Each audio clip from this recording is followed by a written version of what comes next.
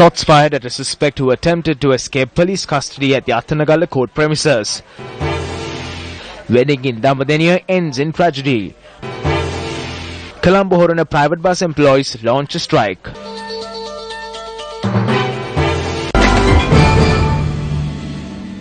Into the stories in detail. Now, 3 people attending a wedding in Damadeniya met with a tragic accident. Now, while trying to rescue a guest who had fallen into a closed-up well, 2 other guests also fell to their deaths. Post-mortem will be held this afternoon to ascertain whether intoxication was a cause for their initial accident. Among the deceased was a provincial councillor.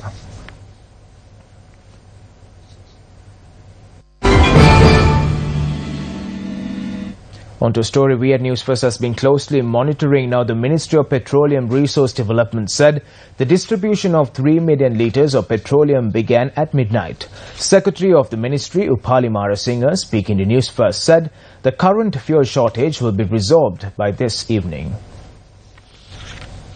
The Petroleum Trade Unions Collective launched a strike action on the 24th of this month. The trade union action was launched in protest of the handing over of the China Bay oil tanks to India and the Hambantota port oil tanks to China. The general public of the country was severely inconvenienced owing to the strike action. The army and the police were dispatched to the Kolonnava and Muthurajawala oil storage terminals after the government declared the loading and distribution of petroleum as an essential service. Employees of the petroleum sector who were on strike reported back to work by yesterday afternoon. This was the situation at the petrol sheds in Colombo this morning. Newsfirst cameras were in the suburbs to report on the situation at fuel stations. As mentioned on the headlines this afternoon, now employees of the 120 Horana Colombo bus route have launched a strike action over the assault of a conductor. The protesters alleged that a group had attacked the conductor of a private bus that was plying from Horana to Colombo. The injured conductor had been admitted to the Kalubovla Teaching Hospital.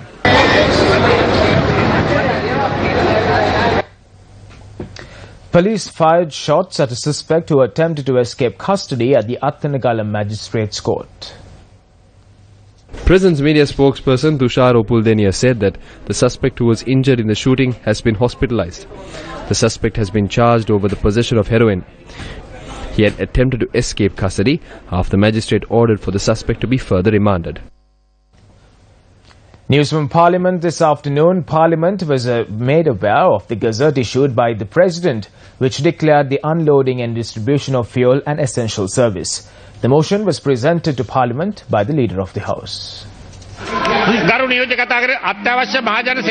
The proclamation made by the President in the form of an order under Section 2 of the Essential Public Services Act number 61 of 1979, which was published in the Gazette Extraordinary number 2029 upon 23 of the 25th of July 2017 throughout Sri Lanka, with effect from the 25th of July, declaring the services of any public corporation or government department or local authority or cooperative society or any branch thereof being a department or corporation or local authority or cooperative society which is engaged in supply or distribution of fuel, including petroleum products and gas, and all services, work, labour of any description whatsoever, necessary or required to be done in connection with the discharge, carriage, landing, storage, delivery and removal of oil or fuel from vessels within any port as defined for the purposes of the Customs Ordinance, considering that those services are essential to life of the community and are likely to be impeded or interrupted, be approved.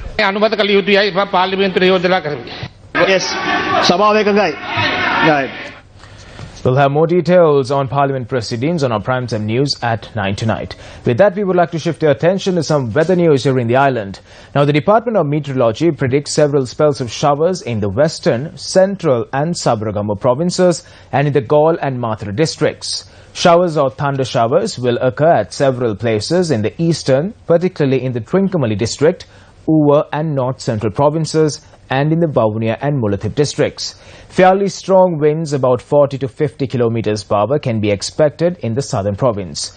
The Department of Meteorology further adds that they predict several spells of showers will occur in the sea areas of the coast, extending from Colombo to Hambantota via Gaul.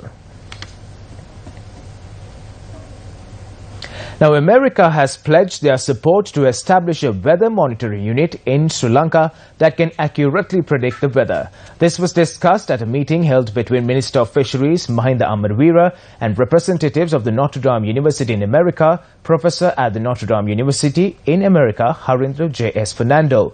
The project will be coordinated by the Nara Institute. Need a movie to look forward to? With that piece of entertainment, we wrap up this edition of Lunchtime News. Thank you very much for stopping by. It was a pleasure to have you with us this afternoon. For the News1st team, I'm Zola. More news follows on our website, www.newsfirst.lk.